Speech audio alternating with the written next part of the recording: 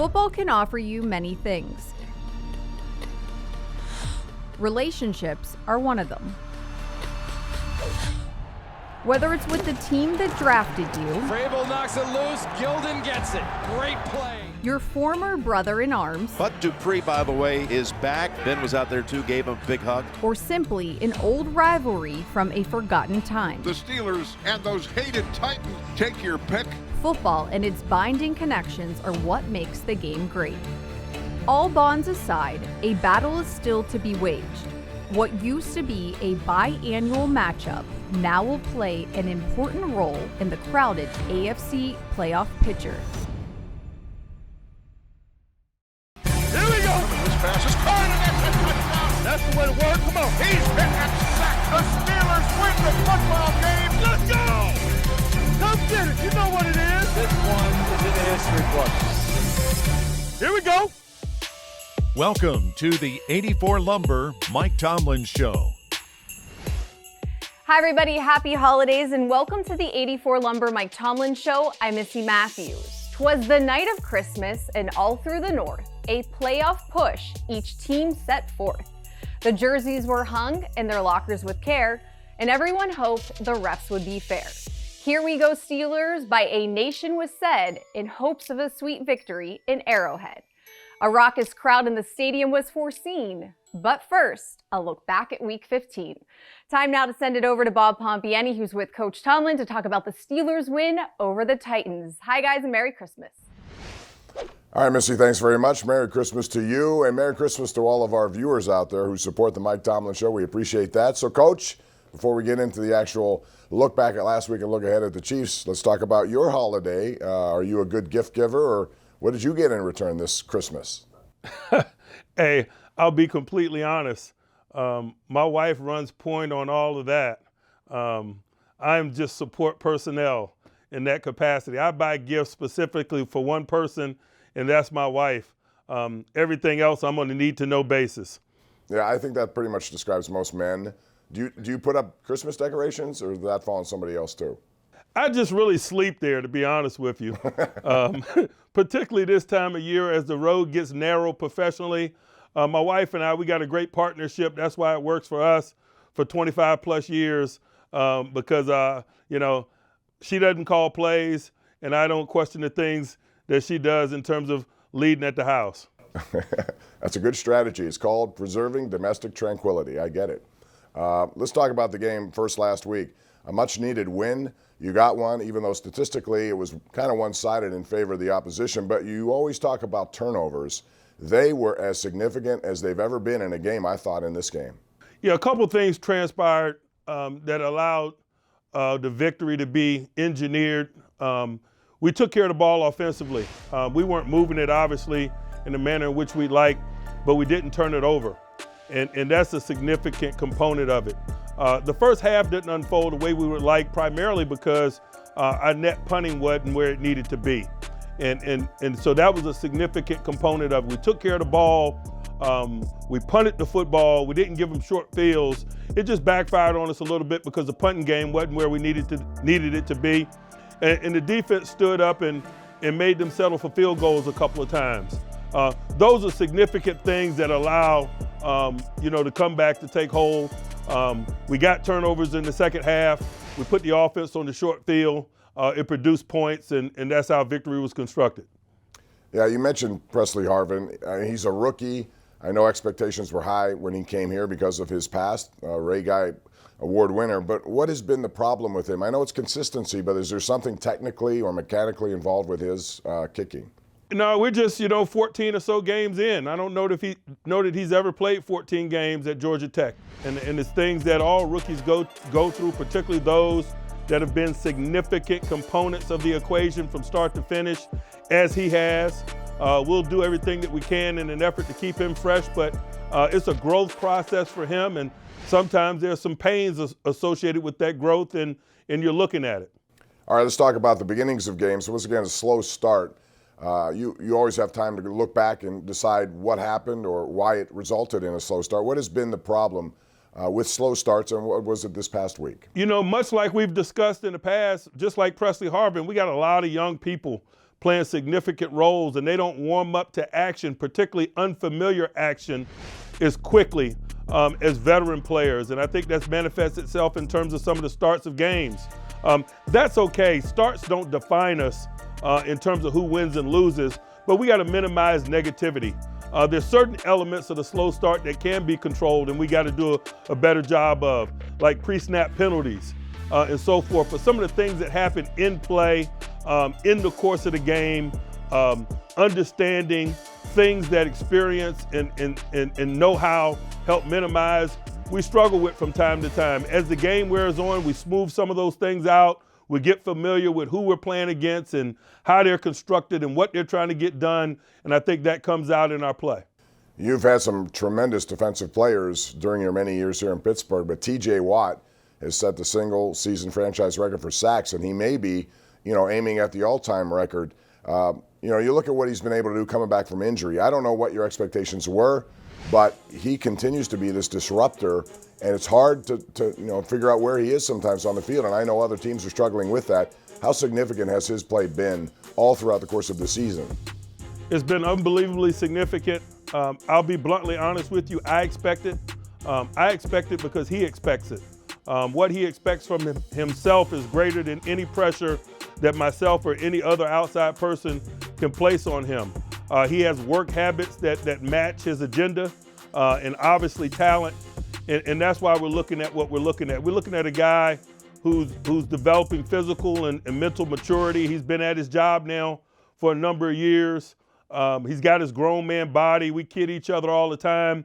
He's able to maintain his body weight over the course of a season now. When he was younger, boy, it was a real struggle for him to maintain that body weight. I'd watch him eat oatmeal and things like that in the morning to maintain it. That's just where he is in life. He's that type of a guy. As long as he's got his health, he will be a legitimate contender for Player of the Year each and every year. That's just his game. And they're going to need that game coming up this week. It is a very difficult offense to defend in the Kansas City Chiefs. We're going to talk about the Chiefs and the 7-game win streak they are on when we come back with head coach Mike Tomlin. Right now, let's send it back over to Missy. Yeah, thanks so much, Bob. And last week against the Titans, another huge game for T.J. Watt. He had 5 tackles, 1.5 sacks, and a fumble recovery. Earlier this week, T.J. and defensive captain Cam Hayward were both named to the 2022 Pro Bowl. Watt's 17.5 sacks paces the NFL, leading to his 3rd Pro Bowl selection, and this will mark Hayward's 5th trip.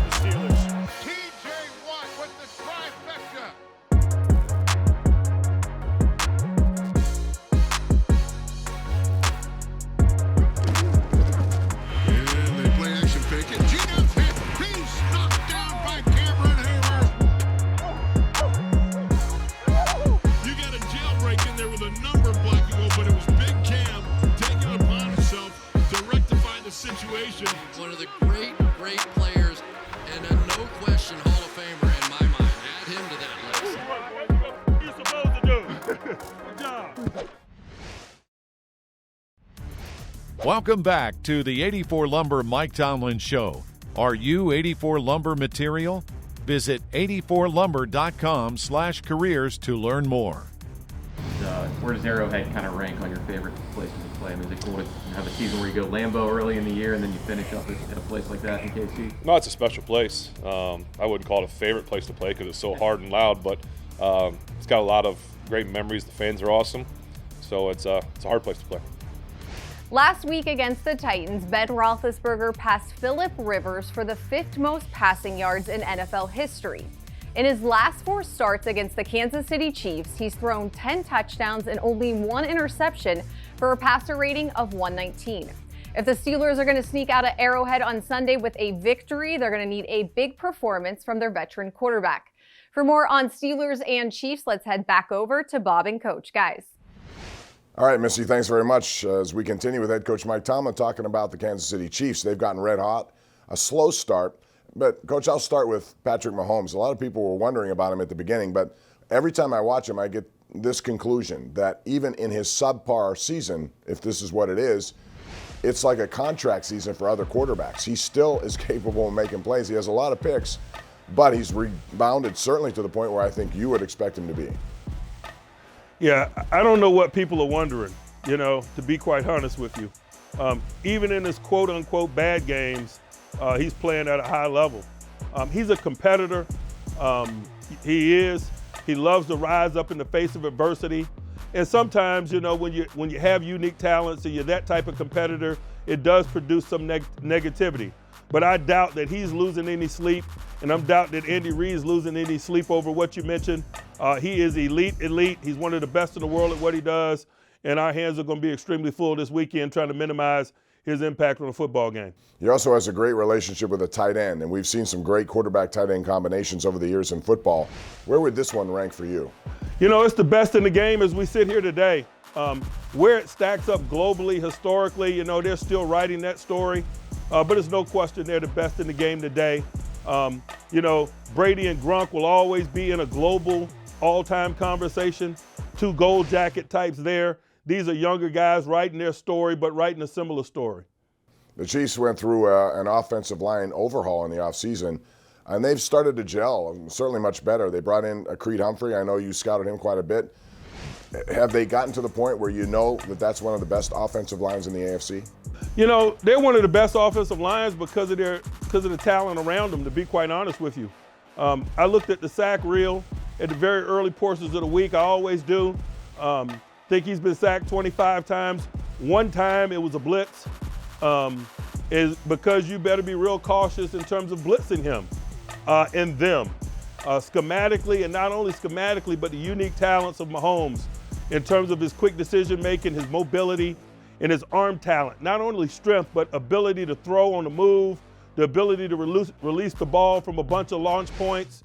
To be quite honest with you, their offensive line doesn't have to block many looks because of the discussion that we're having. Defensively, they've certainly got on their game. They have some really good players, Chris Jones, William Gay. They also have Melvin Ingram, who of course. What's he doing there that you've been mindful of? He's provided quality edge presence for them. They've needed him, particularly in the run game. He plays on the three-man surface or on the tight end side on run downs, and that's probably the most significant contribution. Although he's making contributions in the passing game, it's not displaying itself in the form of stats, but his run game presence was sorely needed and is very evident on their tape. Well, it's going to be one of those games. It'll be a primetime afternoon game on Sunday, 4:25, here on KDKA. The Chiefs and the Steelers, a big game in the AFC. We'll talk about the keys to the game coming up a little bit later with head coach Mike Tomlin. Right now, let's send it back over to Missy Matthews. All right, thanks, Bob. The playoff race in the AFC is certainly coming down to the wire, and for the first time in 28 years, the NFL has played 15 weeks and only one team has clinched a playoff berth. That's the Green Bay Packers, so that means that the AFC is up for grabs entering this Week 16 slate. Still to come on the 84 Lumber Mike Tomlin Show, Merril Hoge breaks down what TJ Watt is doing that puts his name up there with some of the greatest pass rushers in NFL history. Don't go anywhere. We'll be right back.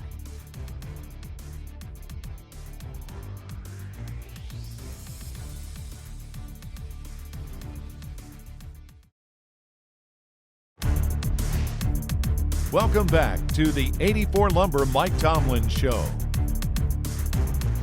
Cam Hayward is widely regarded as one of the top defensive tackles in the NFL. It's not just his relentless motor and ability to wreak havoc in the trenches that he has been most recently recognized for, it's also his dedication to philanthropy.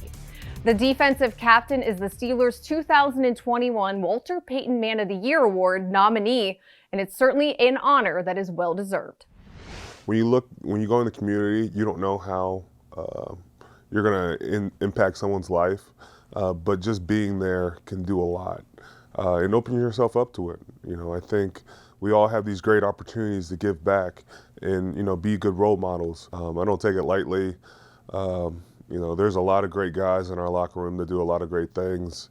To just be nominated I'm very appreciative, and hopefully we can win this year. And this marks the 4th time that Hayward has been nominated for this honor. The NFL will be announcing the winner prior to Super Bowl 56. Well, from one defensive All-Pro to another, Merril Hoge breaks down what makes T.J. Watt one of the league's best pass rushers in this week's Playbook. Hi, everybody, and welcome into a special edition of the Steelers Playbook. We're going to focus on T.J. Watt. He's had a lot of sacks this year. He's been dominant in the National Football League. And we're going to take a look at what makes him a special pass rusher. Now, I played against some of the greatest pass rushers in NFL history. Lawrence Taylor, Reggie Wise, Bruce Smith. I practiced against some of the best in NFL history, Kevin Green and Greg Lloyd. I know a little bit about what good pass rushers do and can do. Well, let's focus on what T.J. Watt can do. The one thing all of them do is a bunch of different ways to sack the quarterback, not just one way. So let's take a look at 4 different ways that T.J. Watt has sacked the quarterback just this year. Now, the very first one is really just going to be a rip move. He's going to come off the corner. This tackle, boy, he's going to work up this way. But I want you to watch T.J. Watt. When he takes that right arm and winds up and comes right up and rips through the tackle. Watch that. See that, how that arm comes through and he's ripping through there? That gets him the corner. Now, he doesn't just get the corner. He gets a strip sack fumble. That was the changing play in week 1 in that particular game. That strip move and that sack. Now this one here is just a bull rush. The tackle actually does a good job of setting well. Now, great pass rusher, how do you counter that? Not gonna get the swim or the strip. He takes him right back to the quarterback. He uses him to his advantage. Love this, same foot, same shoulder, rising blow, gets underneath him. We're coming back to the quarterback. Down goes Rodgers. Bull rush. Next one. This is just going to be an absolute speed rush. Tackle is not going to be able to get back quick enough. He can't get set right, and TJ senses that immediately as he comes off the ball and gets around the edge. Once he gets around the edge, it's over. Once those hips have opened up for that tackle, quarterback's going down. 4th one. This might be my favorite one, and quite honestly, it's not just because it's against the Cleveland Browns. Here's why. They're actually going to chip him. Tackle actually going to set well. Back's going to come over here.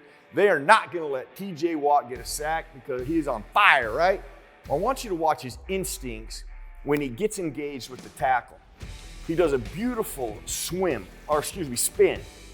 Swim and a spin. Boy, he spins back away from that block coming here, and down goes Baker. 4 different ways, a variety of ways to attack the quarterback.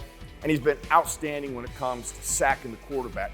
But let's not forget, TJ might be one of the most complete football players there is in the National Football League. How he plays the run is as good as how he plays the pass. And what I like most about him, every year he gets better and better as he evolves as a pass rusher and a complete football player. And for more great insight from Merril Hoge, just head over to the Steelers YouTube page to check out all of his previous playbooks. Well, the Steelers hold the edge 22-11 in the all-time series, but Kansas City got the best of Pittsburgh in the last meeting between these 2 teams. The Chiefs are riding a 7-game winning streak after starting the season off slow. It's time now for our keys to the game presented by your neighborhood Ford store. Let's welcome in Bob and Coach once again.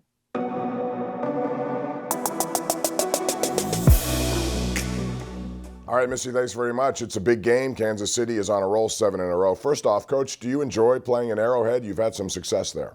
Man, I absolutely love it. I love playing in the venues that are tough places to play, the venues that have a reputation that precedes them. If you're a competitor, you embrace that component of it. I got a lot of respect for the Chiefs and their fan base and the things that they've done to construct that environment. It's sweet when you go in there and have an opportunity to perform and play winning football, which is what we desire to do. Well, if that is to happen, what is the key offensively, and how much of it is a faster start than we've seen? You know, start or no, we got to score points. That's the reality of it. I think this group has lost 3 or 4 games, and 3 out of 4 of those games that they've lost, the opponents have scored more than 30 points, and that's the reality of it. We got to score points. We got to score more than we've scored, particularly of late. And also coupled with that, their defense has done a nice job in recent weeks, particularly holding opponents down. They've given up single digits and 10 points and things like that within the last month. And so For us, it's about finding ways to get the ball in the end zone, to not settle for field goals, to score points, to understand that that's the road that's been paved in terms of how people have beaten them, and it's reasonable to expect that we're going to need to score more points than maybe 19 that we scored last week to get this victory. Ben Roethlisberger has this knack for, bringing up the game in big stakes, big primetime showings. I would imagine he's kind of pumped for this game against Patrick Mahomes. Ben's pumped every week. He's seen more games than he's going to see. I think he feels the urgency of that. But largely, Ben has always been in big moments such as this, in stadiums such as Arrowhead, and against quality opponents such as Kansas City. He'll be singularly focused on doing what's required to crack the nut that is the Kansas City defense. And Mahomes is just simply the quarterback on the other side. That won't dominate too much of his thought. You guys do well when you're in the 2-minute offense. Any thought to starting a game like that or using it a little bit more often? Like I say every week when you ask that, it's something that's available to us, and we'll make the determination that's best for us, particularly as we get into this in-stadium environment. Remember, like I almost say every week also, we got a bunch of young guys, and when you're in no huddle and in hurry up, communication is strained, particularly in environments such as that. And you got to weigh the cost of being able to work at pace in an effort to minimize what the defense is capable of doing, coupled with the strained communication or lack thereof that a lot of our young players sorely need when we're in that mode. All right, Coach, all the best to you. A belated happy holiday, and wish you the best in Kansas City. I know Steeler fans are looking for another gift under the tree, so this could be it. Thank you. Thank you. Merry Christmas. All right, that's going to do it for our program, and thanks to all of you. I hope you had a wonderful holiday with your families and friends. For Missy Matthews and Mike Tomlin, I'm Bob Pompeani. Make sure you tune in tomorrow, 11:30 a.m. for the pregame show, and then 4:25 kickoff, followed by postgame on Pittsburgh CW. Have a good holiday, and we'll see you tomorrow.